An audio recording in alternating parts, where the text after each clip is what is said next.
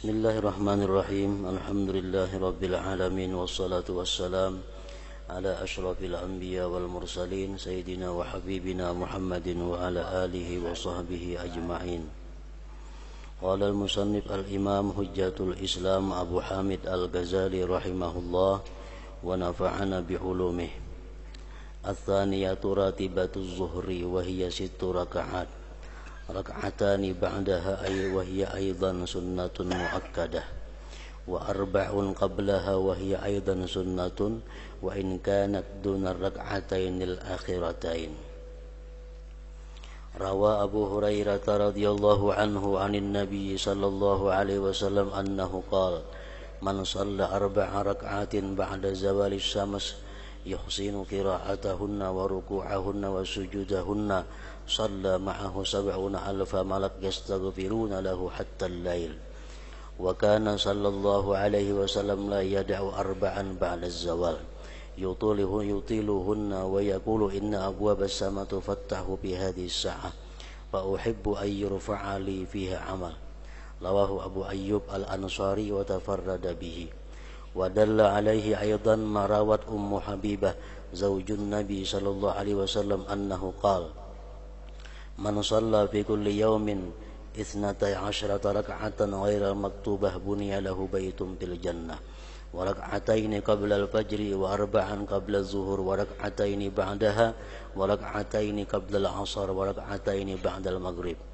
Wa qala Ibnu Umar radhiyallahu anhuma hafiztu min Rasulillah sallallahu alaihi wasallam bi kulli yawmin 10 rak'atin fa dzakara ma dzakarathu Ummu Habibah radhiyallahu anha ila rak'atayil fajar fa innahu qala tilka sa'atun lam yakun yadkhulu biha alayya Rasulullah sallallahu alaihi wasallam walakin haddatsatni ukhti Hafsah radhiyallahu anha annahu sallallahu alaihi wasallam kana yusalli rak'ataini fi baitiha thumma yakhruju wa qala fi hadithihi rak'ataini qabla zuhri wa rak'ataini ba'da al-isya fasarat rak'atani qabla zuhur akadu min jummatil arba'ah ila akhir. Artinya perkataan Al-Imam Al-Ghazali rahimahullah wa nafa'ana bi ulumi. Yang kedua di antara sunat rawatib adalah salat rawatib zuhur. Dimaksud dengan rawatib zuhur ini adalah qabliyah dan ba'diyah zuhur. Rawatib zuhur itu jumlahnya 6 rakaat, yaitu 2 rakaat sesudah salat fardu zuhur, 2 rakaat ba'diyah artinya 2 rakaat ba'diyah zuhur. Itu adalah sunnah muakkadah, sunat yang sangat kuat tuntutannya, hampir mendekati kepada fardu. Dan 4 rakaat sebelumnya zuhur qabliyah, dan itu juga sunat, meskipun derajat sunatnya itu di bawah 2 rakaat akhir tadi. Jadi sembahyang rawatib ini ada beberapa rakaat yang 5 waktu nih. Yang paling kuat tuntutannya ada 10 rakaat. 10 rakaat rawatib ini sangat kuat sunatnya. Parak sudah jadi wajib daripada kuatnya itu sunat. 10 rakaat itu bermacam-macam pulang pendapat para ulama. Nang mana nang paling kuat sunat rawatib itu tuntutannya kepada kita. Ada yang mengatakan 10 rakaat itu adalah 2 rakaat sebelum subuh. Itu sangat kuat. Bahkan menurut beberapa ulama mazhab ada mengatakan 2 rakaat sunat subuh itu hukumnya wajib. 2 rakaat sunat subuh itu hukumnya wajib. Itu ada pendapat beberapa ulama, karena mereka menganggap sangat kuat tuntutannya. 2 rakaat sebelum subuh. Kemudian 2 rakaat sebelum dan sesudah zuhur. 2 rakaat qabliyah zuhur, 2 rakaat ba'diyah zuhur. Itu kuat, muakkad.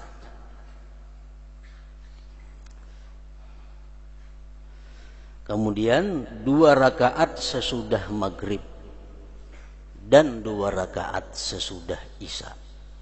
Jumlah 10 rakaat. Nah, itu rawatib yang sangat kuat tuntutannya, suruhannya. 2 rakaat sebelum subuh, 2 rakaat sebelum dan sesudah zuhur, 2 rakaat sesudah maghrib dan sesudah isya. Nah, jadi artinya sekurang-kurangnya kita mengerjakan rawatib itu 10 rakaat tadi. Itu minimal, kada boleh tidak. Sekurang-kurangnya itu.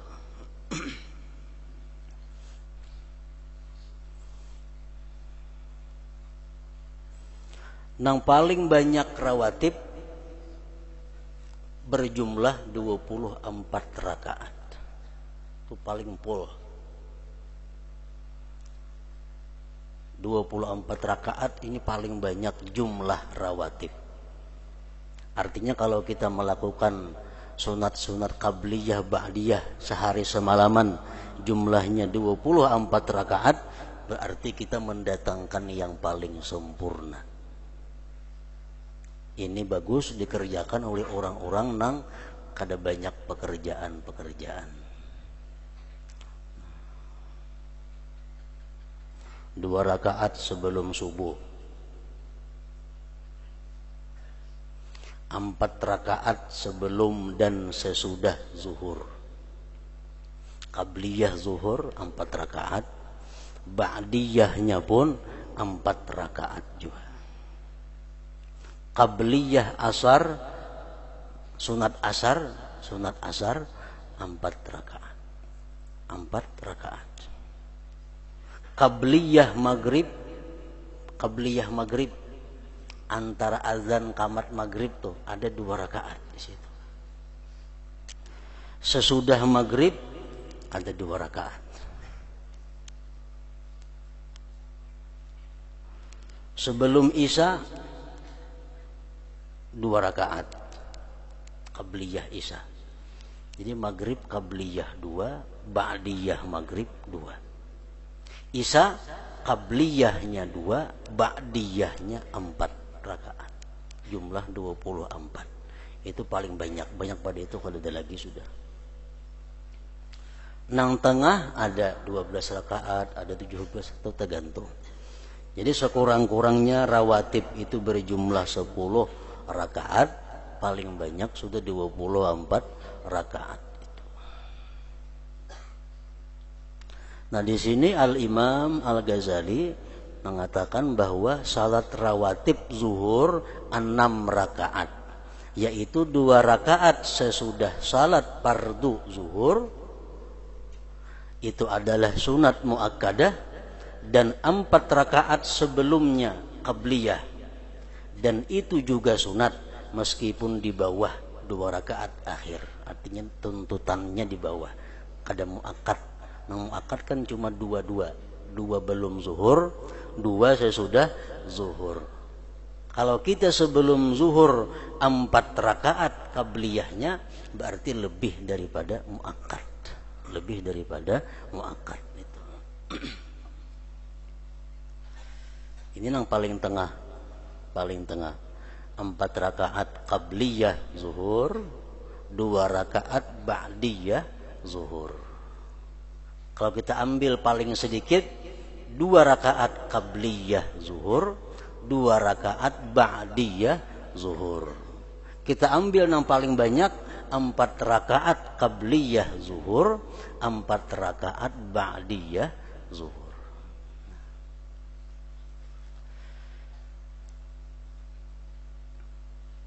Dan 4 rakaat sebelumnya zuhur. Rasulullah sallallahu alaihi wasallam bersabda, arba'u raka'atin qabla zuhur la taslima bainahunna tufattahu lahunna abwabus sama. Ujar Nabi kita, 4 rakaat qabliyah zuhur, tidak ada salam antaranya. Artinya sekaligus 4 rakaat. Sekaligus 4 rakaat. Dibukakan baginya itu pintu-pintu langit. Jadi mengerjakan qabliyah zuhur 4 rakaat itu 1 kali salam aja. Tasahud pun sekali nang akhir aja. Kada batasahud awal. Jadi rakaat pertama usalli, sarah aja usallinya macam-macam caranya. Usalli misalnya qabliyataz zuhri 4 raka'atin sunnatan lillahi ta'ala. Usalli qabliyataz zuhri 4 raka'atin, aku sembahyang qabliyah zuhur 4 rakaat sunat karena Allah Ta'ala. Fatihah baca surah. Rakaat kedua Fatihah surah. Rakaat ketiga Fatihah aja. Keempat Fatihah aja. Tidak ada tasyahud awal. Langsung salam di rakaat yang keempat. Nah, kalau kita mengerjakan pang dua-dua baik juga, boleh juga. Misalkan bisa nang sekali 4 itu, kalau pindah taka 5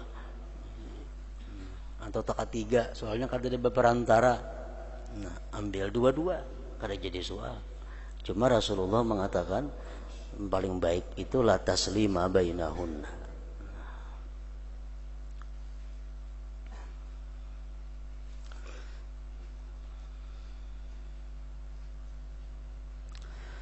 Nah kemudian itu yang paling tengah tadi adalah 2 rakaat ba'diyahnya. Usalli ba'diyataz zuhur rak'ataini. Jadi kalau sembahyang rawatib ini ada ba'diyahnya, ada qabliyahnya, kita wajib di dalam niat membuat qabliyah ba'diyah. Zuhur contohnya. Zuhur itu kan ada qabliyah, ada ba'diyah. Lalu niatnya usalli qabliyataz zuhur 4 rakaat umpamanya, 4 rakaat. Kayaknya pulang usalli ba'diyataz zuhur 2 rakaat atau 4 rakaat boleh juga. Ba'diyah qabliyah itu mesti dibuat apabila sembahyang rawatib ini yang mempunyai qabliyah dan ba'diyah. Kalau rawatib itu hanya mempunyai 1 saja, macam subuh itu mempunyai 1 saja, imbas subuh kada ada sunat ba'diyahnya kalau. Nah cukup usalli sunnatas subuh lillahi ta'ala. Kada usah qabliyah subuh, soalnya ba'diyahnya kada ada. Kada usah buat qabliyah. Asar dintu juga kada usah qabliyah asar. Cukup sunat asar. Nah kalau maghrib, nah tuh ada ba'diyah, ada qabliyah. Isya ada ba'diyah, ada qabliyah. Jadi kita membuat di niat itu wajib ba'diyah atau qabliyah.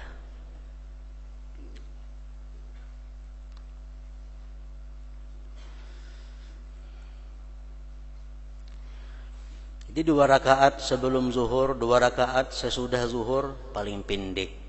Yang tengah 4 rakaat sebelum zuhur, 2 rakaat sesudah zuhur. Yang paling sempurna 4 rakaat sebelum dan sesudahnya. Rasulullah sallallahu alaihi wasallam bersabda, "Man shalla qabla az-zuhri arba'an wa ba'daha arba'an harramahullah 'alan nar." Ujar Nabi, siapa sembahyang qabliyah zuhur 4 rakaat, ba'diyahnya 4 rakaat juga, Allah haramkan tubuhnya dijilat oleh api neraka. Allah haramkan tubuhnya disentuh oleh api neraka. Itu nang empat.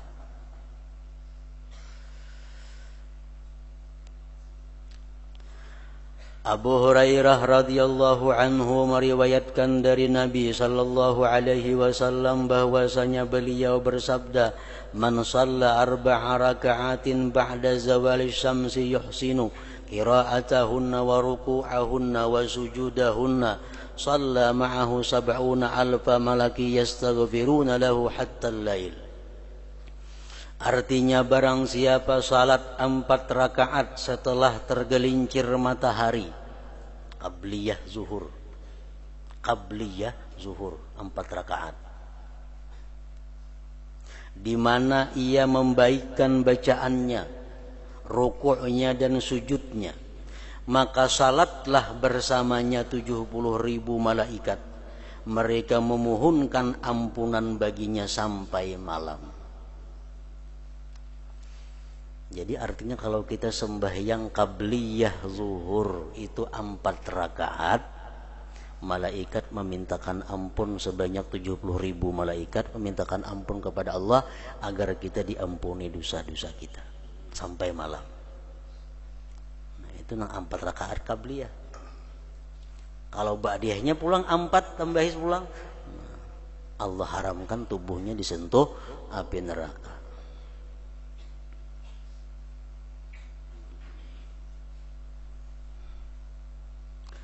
Dan Nabi sallallahu alaihi wasallam tidak meninggalkan 4 rakaat setelah gelincir matahari, di mana beliau memperpanjangnya. 4 rakaat qabliyah zuhur sidin panjang membaca surah-surahnya.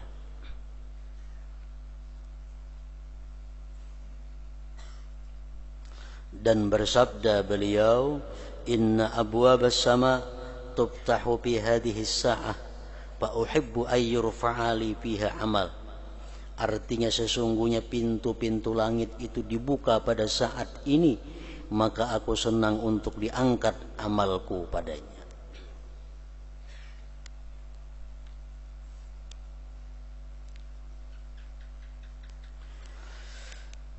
Dan apa yang diriwayatkan oleh Ummu Habibah istri Nabi sallallahu alaihi wasallam. Ummu Habibah ini anak daripada Abu Sufyan. Anak Abu Sufyan. Ummu Habibah. Ummu Sufyan musuh bebuyutan Rasulullah. Musuh Nabi. Anaknya Ummi Habibah bini oleh Nabi kita.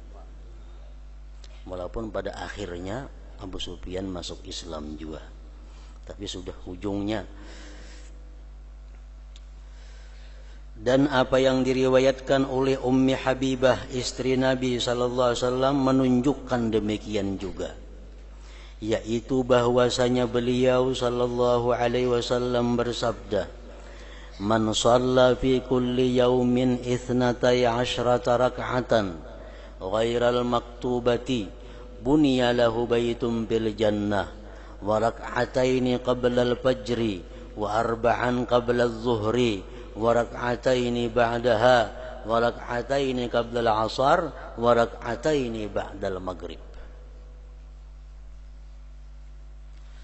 Artinya barang siapa yang pada setiap hari salat 12 rakaat selain salat fardu, maka dibangunkan untuknya rumah di surga, yaitu 2 rakaat sebelum fajar salat subuh, 2 rakaat sunat subuh, 4 rakaat sebelum salat zuhur, 4 rakaat sebelum salat zuhur, dan 2 rakaat sesudahnya zuhur, dan 2 rakaat sebelum asar, dan 2 rakaat setelah salat maghrib. Ba'diyah Isya kada masuk, qabliyah Isya kada masuk. Artinya orang sembahyang tiap hari 12 rakaat ini dibangunkan Allah Subhanahu wa taala kediaman kita di surga. Bunyalahu baitun fil jannati.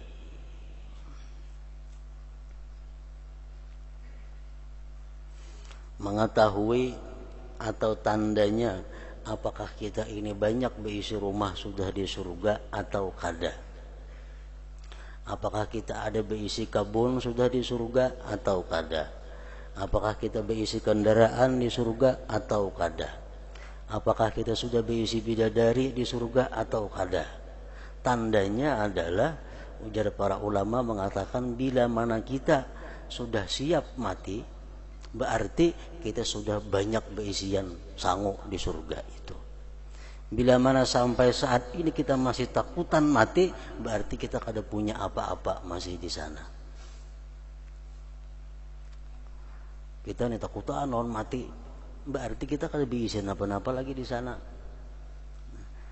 Andai kata kita sudah berisian di sana secukupnya, kita kada takut lagi menghadap kematian. Orang yang sembahyang setiap hari dibangunkan Allah rumah di surga. 12 rakaat tadi. Ibnu Umar radhiyallahu anhuma berkata, saya hafal dari Rasulullah sallallahu alaihi wasallam 10 rakaat pada setiap hari. Ibnu Umar mengatakan, aku hafal Jasidin dari Rasulullah itu 10 rakaat setiap hari selain fardu rawatib ini. Lalu ia menyebutkan apa yang disebutkan oleh Ummu Habibah radhiyallahu anha, kecuali 2 rakaat fajar. Karena sesungguhnya ia berkata, itu adalah saat di mana Rasulullah sallallahu alaihi wasallam tidak masuk padaku. Tetapi saudariku Hafsah radhiyallahu anha bercerita kepadaku bahwasanya beliau sallallahu alaihi wasallam selalu salat 2 rakaat di rumahnya Hafsah, kemudian beliau keluar. Dan beliau bersabda di dalam hadisnya, 2 rakaat sebelum zuhur dan 2 rakaat sesudah isya. Maka 2 rakaat sebelum zuhur itu lebih kuat daripada jumlah 4 rakaat. Lebih kuat tuntutannya artinya. Kita manggawi pang 2 lawan 4, mana banyaknya pahalanya, nyata banyaknya 4. Ini tuntutannya, suruhannya itu kalau 2 sangat kuat, 4 lebih baik lagi. Sebelum zuhur tadi, qabliyah zuhur.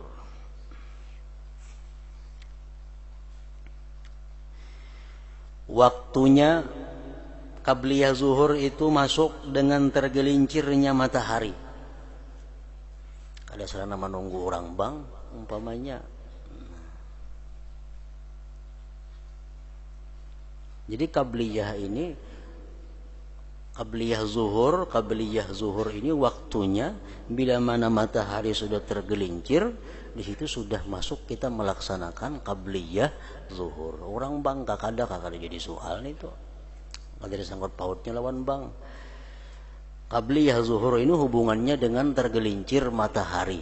Bila matahari sudah lewat pukul 12, di situ sudah masuk kita qabliyah zuhur. Sedangkan tergelincirnya matahari itu diketahui dengan bertambahnya bayangan seseorang yang berdiri condong ke arah timur.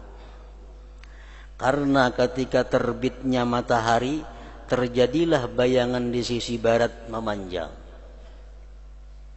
Maka senantiasalah matahari itu terangkat naik dan bayangan itu berkurang dan beralih dari arah barat sampai matahari itu mencapai puncak ketinggiannya, yaitu lingkaran tengah hari.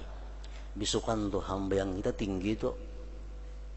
Kayaknya saya bahandap hamba yang sampai tengah hari kini handap ban hambayangannya. Bila sudah berbalik arah hambayangannya, berarti itu waktu zuhur.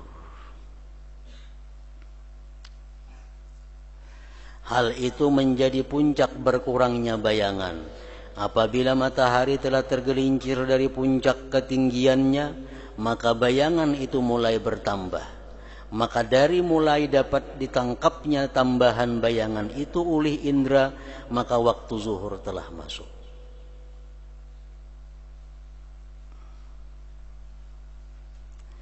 Dan secara pasti diketahui bahwasanya tergelincir itu terjadi sebelum itu pada ilmu Allah Subhanahu wa ta'ala. Tetapi beban-beban taklif itu tidak berkaitan kecuali dengan sesuatu yang masuk di bawah indera penglihatan kita.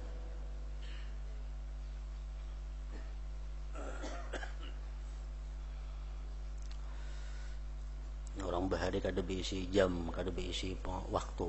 Itu yang diukur matahari. Bila matahari sudah bahambayang ke sini, berarti masuk waktu zuhur. Bila matahari sudah hambayangnya sama lawan kita, berarti masuk asar umpamanya. Nah, jadi hambayang-hambayang itu yang diketahui. Kadar sisa dari bayangan yang daripadanya diambil mengenai penambahan itu menjadi panjang pada musim dingin dan pendek pada musim panas. Puncak panjangnya itu adalah sampainya matahari pada awal bintang Aris, dan puncak pendeknya adalah sampainya matahari pada awal bintang Scorpio. Hal itu diketahui dengan telapak kaki dan timbangan. Ini orang urusan ilmu falakiyah. Sebagian jalan yang dekat dari pentahkikan itu bagi orang yang baik penjagaannya adalah orang nak mengetahui keadaan waktu lewat matahari. Ia memperhatikan kutub utara di waktu malam, dan ia meletakkan papan segi empat dengan datar di atas tanah, dengan sekira salah satu sisinya dari sisi kutub, dengan sekira seandainya kamu mengira jatuhnya batu dari kutub ke tanah, kemudian kamu kira akan ada garis dari tempat jatuhnya batu ke sisi yang mengiringnya dari papan itu, maka tegaklah garis atas sisi pada dua tepi yang lurus, yakni garis itu tidak condong ke salah satu dari dua sisi. Kemudian kamu tegakkan tiang di atas papan itu dengan tegak lurus di tempat yang bertanda, dan itu membetuli kutub. Maka bayang-bayangnya terjadi di atas papan itu di awal siang hari dengan condong ke arah barat, searah dengan garis alif. Kemudian senantiasa condong sampai terkatup dengan garis ba, dengan sekira seandainya ujungnya itu dipanjangkan dengan lurus, niscaya berakhir di tempat jatuhnya batu dan berbetulan dengan sisi timur dan barat, tidak condong ke salah satu keduanya. Apabila condongnya ke sisi barat itu batal tidak condong, maka matahari pada puncak ketinggian. Apabila bayang-bayang itu bergisir dari garis yang ada di atas papan itu ke sisi barat, maka matahari telah tergelincir. Ini diketahui dengan indera sebagai pentahkikan mengenai waktu yang mendekati awal tergelincirnya matahari pada ilmu Allah Ta'ala. Ya, kayak orang jidar bahari. Jidar salah satu tanda untuk mengetahui waktu, dengan memperhatikan bayang-bayang tungkat yang ada di atas jidar itu. Kemudian ia mengetahui alamat tanda atas ujung bayang-bayang ketika bergisir. Apabila bayang-bayang menjadi sama dengan tiang dari tanda itu, maka telah masuk waktu asar. Hambayang kita nih, misalnya kita menajak hambayang 10 sinti, menajak tungkat 10 sinti. Karena bila hambayangnya 10 sinti tambah sedikit, berarti masuk waktu asar. Perkiraan ini tidak mengapa untuk mengetahui mengenai ilmu tergelincirnya matahari, dan inilah gambarnya.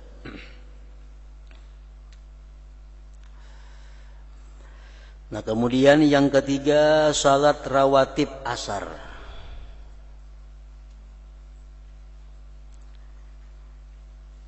Salat rawatib asar ini kada termasuk nang 10 yang muakkad. Kada termasuk. namun tetap sunat, tapi sunatnya ghairul muakkadah. Salat rawatib asar yaitu 4 rakaat sebelum asar. Usalli sunnatal asar 4 rakaat lillahi ta'ala. Melaksanakan boleh 2-2, boleh 4 sekaligus.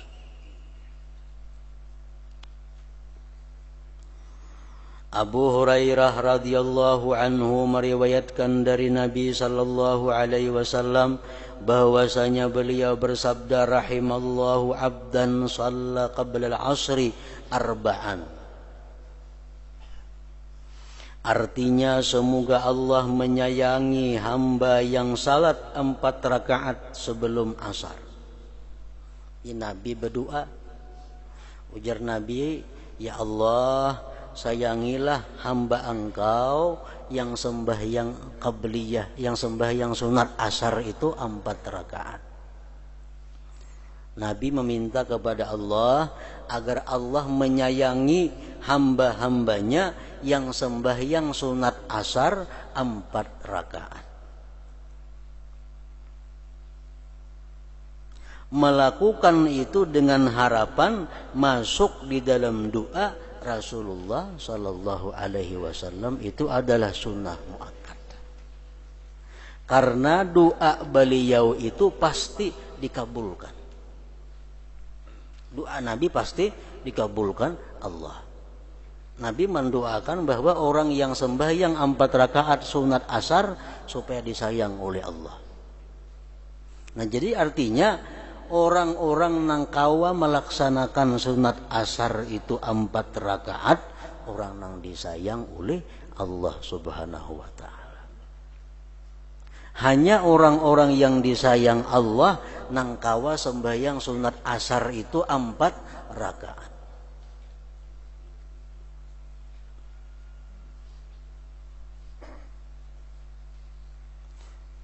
Ada hadis lain lagi mengatakan man shalla qabla asar arba'an harramahullah 'alan nar.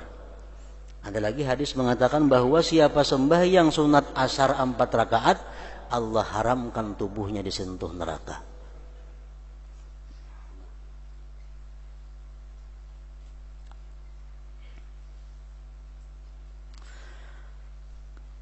Karena doa beliau itu pasti dikabulkan Allah Subhanahu wa ta'ala.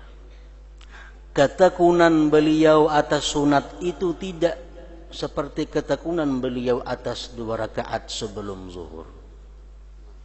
Nabi kita menggawi sunat asar ini kadang-kadang.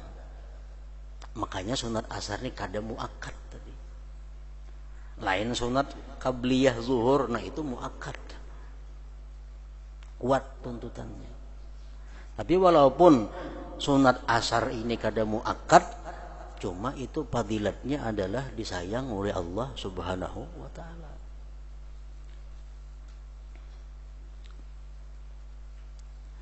Yang keempat, salat rawatib maghrib, yaitu 2 rakaat setelah salat fardu, di mana riwayat mengenai 2 rakaat itu tidak ada perbedaan. Sepakat 2 rakaat ba'diyah maghrib. Adapun 2 rakaat sebelumnya qabliyah maghrib, antara adzan dan iqamah dengan jalan kesegeraan bancap melaksanakannya pindik, maka dinukil dari sekelompok sahabat seperti Ubay bin Ka'ab, Ubadah bin Samit, Abi Dzar, Zaid bin Thabit dan lain-lainnya. Ubadah atau lainnya berkata, apabila muazzin untuk salat maghrib selesai azan, maka para sahabat Rasulullah sallallahu alaihi wasallam bersegera ke tiang-tiang masjid salat 2 rakaat.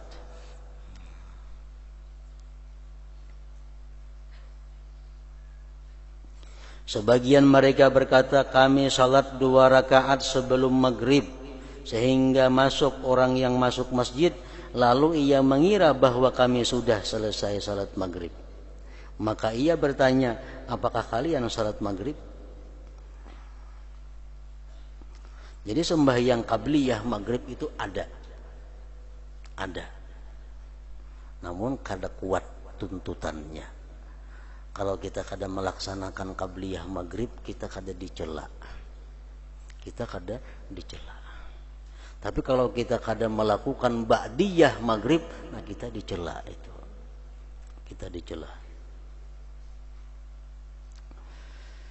Yang demikian itu adalah termasuk di dalam umumnya sabda Nabi sallallahu alaihi wasallam, baina kulli adzanaini salatun liman sya, artinya di antara tiap-tiap dua azan itu, antara azan dan qamat artinya itu ada salat. Termasuk antara azan dan qamat maghrib ada sembahyang di situ.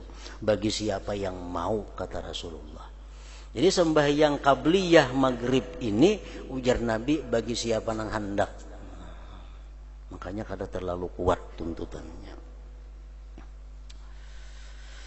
Ahmad bin Hambal melakukan salat 2 rakaat itu.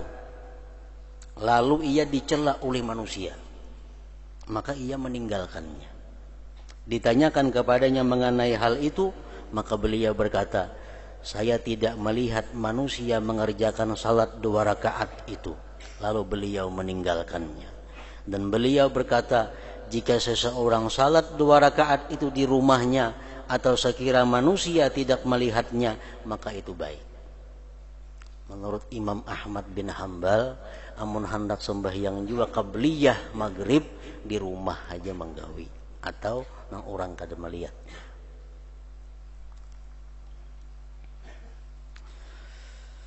Waktu maghrib itu masuk dengan terbenamnya matahari dari pandangan di tanah yang datar, yang tidak dikelilingi oleh gunung-gunung.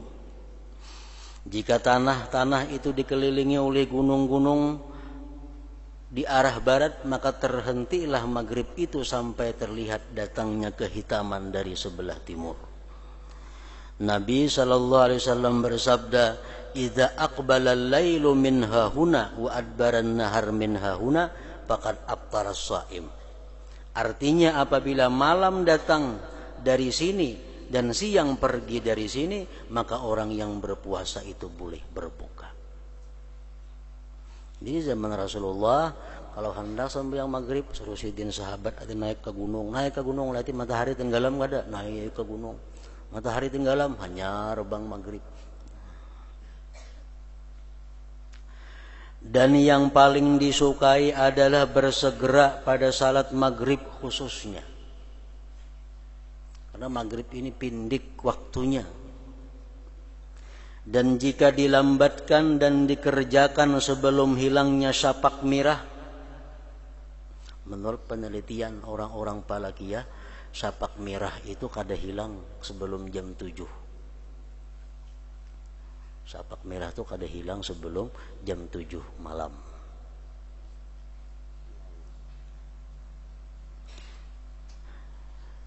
Dan jika dilambatkan dan dikerjakan sebelum hilangnya syapak merah, maka masih jatuh adaan tetapi makruh.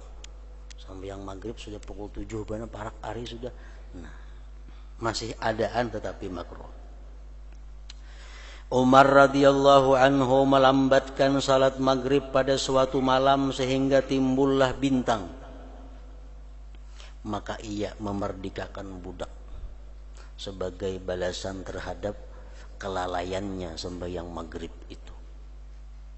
Ini ngarannya adalah mu'aqabah, menghukum diri sendiri karena kelalaian diri dalam menjalankan perintah Allah Subhanahu wa taala. Karena kesibukan kalau sembahyang pas terlambat sembahyang, dihukum diri dengan yang paling kada disukai oleh diri. Napa yang paling kada disukai oleh diri? Antara lain adalah memberikan harta kepada orang lain. Nah, Sayyidina Umar manapali kerugian itu dengan membebaskan satu orang budak. Dan Ibnu Umar melambatkannya hingga timbul 2 bintang, maka ia memerdekakan 2 orang hamba sahaya.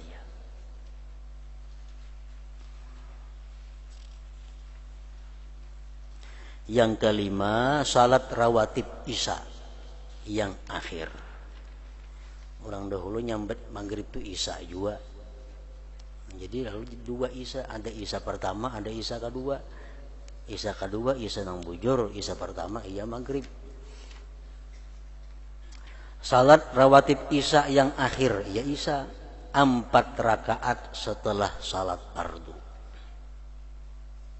Ini nang lengkap. Ba'diyah maghrib 4, ba'diyah isya dinto. Ba'diyah isya 4 rakaat.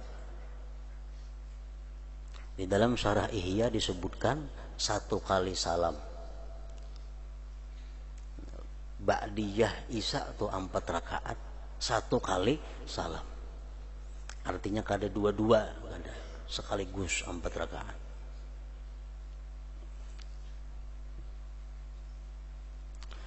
Aisyah radhiyallahu anha berkata, Rasulullah sallallahu alaihi wasallam selalu salat setelah isya yang akhir sebanyak 4 rakaat, kemudian beliau tidur.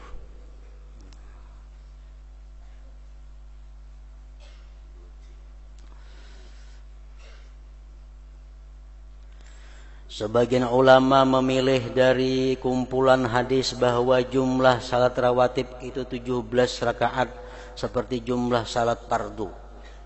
2 rakaat sebelum subuh, 4 rakaat sebelum zuhur, 2 rakaat sesudah zuhur, 4 rakaat sebelum asar, 2 rakaat sesudah maghrib, dan 3 rakaat sesudah isya akhir yaitu witir. Ada juga pendapat ulama yang macam itu.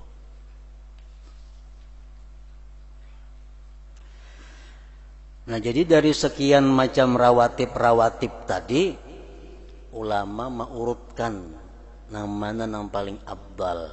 Yang pertama, ujar sebahagian ulama, nang paling abdal itu adalah rak'atail fajar. Sunat subuh itu nang paling tinggi nilainya. Sunat subuh paling tinggi nilainya. Yang kedua, urutannya ba'diyah maghrib. Ba'diyah maghrib. Yang ketiga, ba'diyah zuhur. Yang keempat, ba'diyah isya. Yang kelima, qabliyah zuhur. Yang keenam, sunat asar.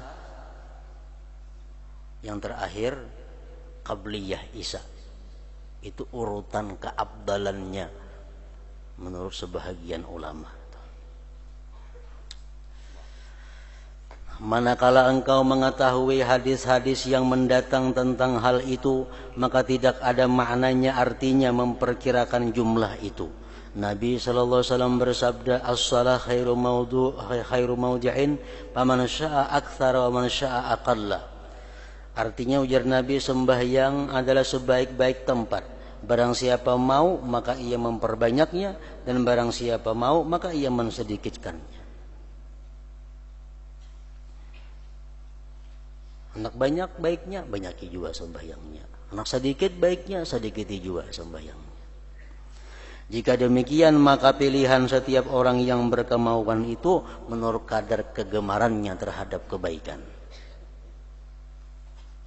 Telah jelas pada apa yang telah kami sebutkan bahwa sebagiannya lebih kuat daripada sebagian yang lain.